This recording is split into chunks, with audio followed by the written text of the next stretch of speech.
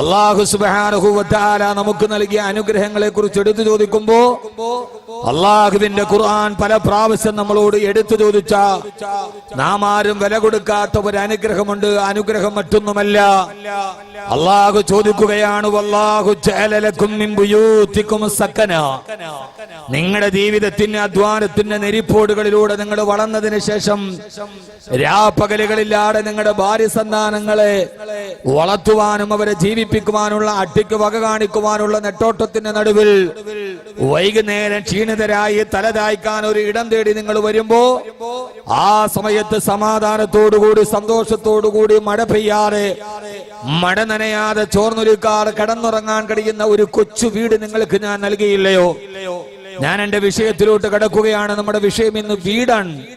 നാം എല്ലാവരും വളരെയേറെ ഗഹനമായി ചിന്തിക്കാത്ത, എന്നാൽ അല്ലാഹുവിന്റെ ഖുർആൻ നമ്മോട് പറയുന്ന നമ്മുടെ എല്ലാവരുടെയും ജീവിതത്തിന്റെ ഏറ്റവും വലിയ അനുഗ്രഹമായ ആഗ്രഹമായ ഒരാളുടെ ജീവിതത്തിലെ വലിയൊരു ആഗ്രഹമാണ് സ്വന്തമായിട്ടൊരു വീട് വെക്കണം, മഴ നനയാറെ ചോർന്നൊലിക്കാതെ ഭാര്യ മക്കളോടൊത്ത് കിടക്കാൻ.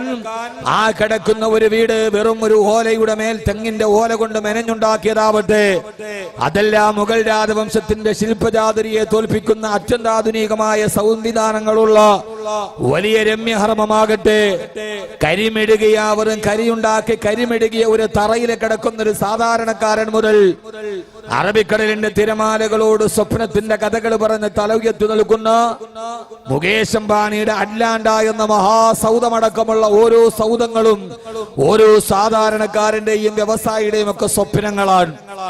നമ്മെ സംബന്ധിച്ചിടത്തോളം നമ്മുടെ ജീവിതത്തിലെ ഏറ്റവും പ്രധാനപ്പെട്ട അനുഗ്രഹമാണ് സ്വന്തമായിട്ടൊരു ഭവനം, ഒരു വീട് വെക്കാൻ കഴിയുക.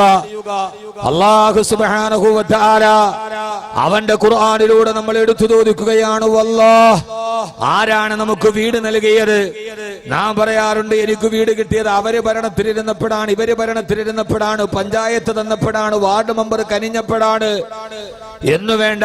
ഓരോരുത്തരായി ഇന്നയാൾ എന്നെ സഹായിച്ചപ്പോഴാണ് എനിക്കൊരു വീടിന്റെ മേൽക്കൂരയുണ്ടായത്, അല്ലെങ്കിൽ ഇതെന്റെ അധ്വാനത്തിന്റെ ഫലമായിട്ട് ഞാൻ ഗൾഫിൽ പോയി കഷ്ടപ്പെട്ടുണ്ടാക്കി നിർമ്മിച്ച വീടാണ്.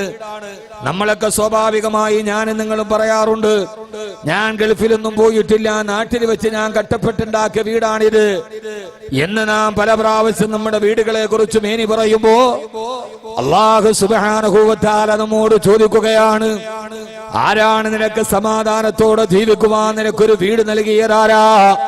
വല്ലാഹു ജഅല ലക്കും മിൻ ബുയൂതികും സകനാ.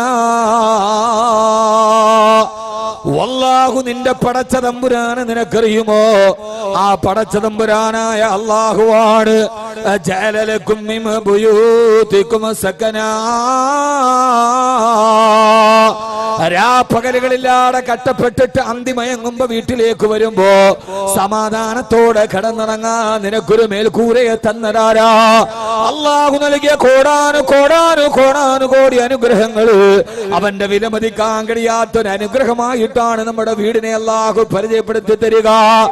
ആ വീട് അല്ലാഹു പറയുന്നത് വെറുതെ കിടന്നുറങ്ങാൻ മാത്രമല്ല, മിൻ ബുയൂതികും സകനാ. സമാധാനത്തോടെ സന്തോഷത്തോടെ ഹൃദയത്തിന് സമാധാനത്തിന്റെ അനുരണനങ്ങൾ നൽകി. എത്രയേറെ ബുദ്ധിമുട്ടുകളും പ്രയാസങ്ങളും ഹൃദയത്തിലുണ്ടെങ്കിലും വൈകുന്നേരം വീട്ടിലെ വാതിൽ തുറന്നിട്ട് വീടിന്റെ ഉള്ളിലോട്ട് കയറി വന്നാൽ നിന്റെ ഹൃദയത്തിന് സമാധാനം നൽകുന്ന, നിന്റെ ഹൃദയത്തിന് തണുപ്പ് നൽകുന്ന, പാതിരാ സമയത്ത് തന്റെ ഭാര്യ മക്കളെ കെട്ടിപ്പിടിച്ചുകൊണ്ട് സമാധാനത്തോടെ സന്തോഷത്തോടെ ഉറങ്ങാൻ കഴിയുന്നൊരു വീടിന് നിനക്ക് ഞാൻ നൽകിയില്ലയോ എന്നല്ലാന്റെ വിശുദ്ധ ഖുർആൻ. എന്തിനാണ് ഖുർആനിന് അല്ലാഹു വീടിന്റെ അനുഗ്രഹത്തെ എടുത്തു പറഞ്ഞത്? അല്ലാഹു പറയാ, വീടെന്തിനാ? തസ്തഖിഫൂനഹാ യൗമ ലൈനികും വയൗമ ഇഖാമതികും വമിൻ അസ്വാഫിഹാ വഔബാരിഹാ വഅശാരിഹാ. ശീതകാലത്തും ശൈത്യകാലത്തും ഉഷ്ണകാലത്തും നിനക്ക് സുന്ദരമായി കിടന്നുറങ്ങാൻ കഴിയുന്ന ഒരു വീടാണ് നിനക്ക് ഞാൻ നൽകിയതെന്ന് അല്ലാഹുവിന്റെ ഖുർആൻ ഓർമ്മിപ്പിക്കുമ്പോ എന്റെ പ്രിയപ്പെട്ട സഹോദരങ്ങളെ, അല്ലാഹു നൽകിയ അനുഗ്രഹത്തിൽപ്പെട്ട പ്രധാനപ്പെട്ട അനുഗ്രഹമായ വീടിന് ആ പടച്ച തമ്പുരാൻ പറഞ്ഞതുപോലെ പരിപാലിച്ചു കൊണ്ടുപോകല് നമ്മുടെ ഒരു കടമയാണ്.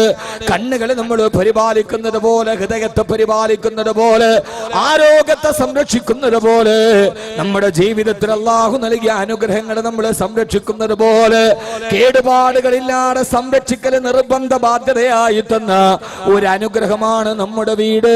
ആ വീടിനെ കുറിച്ച് അള്ളാഹുവിന്റെ വിശുദ്ധമായ ഖുർആൻ നമ്മോട് പറയുന്നുണ്ട്.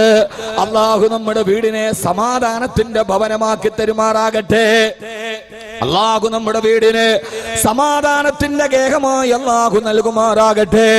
ഞാനെന്ന് പറയാൻ പോകുന്നത് വിശുദ്ധമായ ഖുർആൻ അള്ളാഹു വീടുമായി ബന്ധപ്പെട്ട് പറഞ്ഞ നിർദ്ദേശങ്ങളെയാ. ഖുർആൻ എന്ന് പരിധി നോക്കിയാൽ എത്രയോ നിർദ്ദേശങ്ങളാണ് നമ്മുടെ വീടുകളിൽ നടപ്പാക്കേണ്ട പദ്ധതികളെ കുറിച്ച് അള്ളാഹുവിന്റെ ഖുർആൻ പരിചയപ്പെടുത്തി തരുക. എന്റെ പ്രിയപ്പെട്ട സഹോദരങ്ങളെ, ഞാൻ പറഞ്ഞുവല്ലോ, പലപ്പോഴും വിഷയം ഇപ്പോഴും കൊടുക്കാറില്ല. കാരണം എന്താ? കാലിക പ്രസക്തമായ ചില വിഷയങ്ങളിലേക്ക് വിരൽ ചൂണ്ടുവാൻ ഓരോ സമയത്തും നമ്മുടെ മുമ്പിലോട്ട് കടന്നു വരുന്ന പ്രശ്നങ്ങളെ ഖുർആനിന്റെ പരിഹാരത്തിന്റെ വാതിലുകളിലൂടെ കണ്ടെത്താൻ ഇന്ന് നമ്മുടെയൊക്കെ വീടുകളുടെ അവസ്ഥ ഏതാ? ഓരോ വീടുകളിലും നടക്കുന്ന ഒരവസ്ഥയെ കുറിച്ച് നാം സഞ്ചരിച്ചു പോകുമ്പോ സ്വന്തം വീടിന്റെ ഉള്ളിൽ പെൺകുട്ടികൾക്ക് സുരക്ഷിതത്വമല്ലാത്ത ഇടങ്ങളായി അവനവന്റെ വീടുകൾ മാറുമ്പോ, കുറെ കാലങ്ങൾക്ക് മുമ്പ് പെണ്ണാക്രമിക്കപ്പെട്ടത് പാതിരാവിന്റെ നിശബ്ദതയിലാണ്, അവള് നടന്നു പോകുന്ന പാർക്കുകളിലാണ്, വിജനമായ സ്ഥലങ്ങളിൽ വെച്ചാണ്. ആരാരുമില്ലാതെ നടന്നു പോകുന്ന പെണ്ണിനെയാണ് ആക്രമിക്കപ്പെട്ടതെങ്കിൽ ഇന്ന് കേരളത്തിൽ ഏറ്റവും കൂടുതൽ പെൺകുട്ടികൾ ആക്രമിക്കപ്പെടുന്നത് അവരുടെ ഗൃഹാന്തരീക്ഷത്തിന്റെ ഉള്ളിലാ. ആ ഗൃഹാന്തരീക്ഷത്തിൽ അവർ ആക്രമിക്കപ്പെടുന്നത് സ്വന്തം പിതാവിനാൽ, സ്വന്തം മുത്തച്ഛനാൽ, സ്വന്തം പിതാവിന്റെ പിതാവിനാൽ, സ്വന്തം മാതാവിന്റെ പിതാവിനാൽ ശരീരത്തിലേക്ക് കാമക്കൂത്തുകൾ നടത്തപ്പെടുന്ന ഒരവസ്ഥയിലേക്ക്, ബന്ധുക്കളാൽ പീഡിപ്പിക്കപ്പെടുന്ന അവസ്ഥയിലേക്ക് കേരളത്തിലെ പെൺകുട്ടികളുടെ കണക്കുകൾ അഭൂതമാർമൂലം വർദ്ധിച്ചുകൊണ്ടിരിക്കുമ്പോ ഒരു ഖുർആനിക പ്രബോധകൻ എന്ന രീതിയിൽ പറയാതിരിക്കാൻ തരമില്ല. തമിഴ്നാടിന്റെ അതിർത്തിൽ നിന്ന് കടന്നു വരുന്ന വാളയാറ് ചുരങ്ങള് 6 മാസത്തിന്റെ ഉള്ളിൽ നൊന്തു പ്രസവിച്ചു മുലയൂട്ടി വളർത്തിയ തന്റെ പൊന്നു പെൺമക്കള്, 6ലും 7ലും പഠിക്കുന്ന പെൺകുട്ടികൾ ഒരു ചാൺ കയറില് തൂങ്ങിയാടുമ്പോ കൺമുമ്പിലിരുന്നു കൊണ്ട് തൂങ്ങിയാടി ഉറുമ്പുകൾ അരിച്ചു കറയുന്ന പൊന്നു പെൺമക്കളുടെ മൃതദേഹം അടിത്തട്ടിൽ വരിച്ചിട്ട് എന്റെ മക്കളെ കൊന്നവൻ ആരെന്ന് പരിതപിക്കുന്ന വാളയാറിലെ വീട്ടമ്മയുടെ കവിൾത്തടത്തിലൂടെ തടം തല്ലിയാത്തൊടുക്കുന്ന കണ്ണുനീരിന്റെ മുമ്പ് ആ പെൺകുട്ടികളെ തകർത്തെറിഞ്ഞത് അവിടുത്തെ കള്ള് കച്ചവടക്കാരനല്ല, അവിടുത്തെ നൊട്ടോറിയസ് ക്രിമിനലുകളല്ല. എന്റെ പ്രിയപ്പെട്ട സഹോദരങ്ങളെ, ഒരു ചെറിയ ചുമരുകൾക്കുള്ളിൽ പെണ്ണു മുഴുവനും ആക്രമിക്കപ്പെടുമ്പോ 10ാം ക്ലാസ്സിൽ പഠിക്കുന്ന അല്ല, 7ാം ക്ലാസ്സിൽ പഠിക്കുന്ന വിദ്യാർത്ഥിനികൾക്ക് പോകും അവരവരുടെ വീടിന്റെ ഉള്ളിൽ സുരക്ഷിതത്വം നഷ്ടപ്പെടുമ്പോ സ്വന്തം മകളെയും മകളുടെ മകളെയും നിരന്തരമായി ലൈംഗിക വൈകൃതങ്ങൾക്ക് ഇരയാക്കുന്ന മുത്തശ്ശന്റെ കട.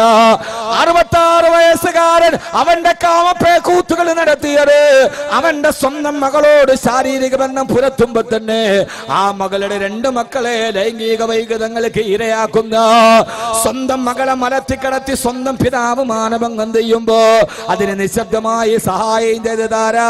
ഒന്നാം മാനഭംഗം ചെയ്യുന്നവന്റെ മകൾ, രണ്ടാമത് അയാളുടെ ഭാര്യ തന്നെ, മുത്തശ്ശി തന്നെ കൊച്ചുമകളെ കൂട്ടിക്കൊടുക്കുന്ന കൂട്ടിക്കൊടുപ്പിന്റെ കഥകൾ വരുന്നത് പഞ്ചനക്ഷത്ര വേശ്യാലയങ്ങളിലല്ല, അത് ബോംബെയിലെ ചുവന്ന തെരുവുകളിലല്ല, ഇത് നടക്കുന്നത് ഏതെങ്കിലും പഞ്ചനക്ഷത്ര ഹോട്ടലുകളുടെ വേശ്യാലയ തെരുവുകളിലല്ല, ചെറിയ ഒരു വീടിന്റെ ഉള്ളിൽ.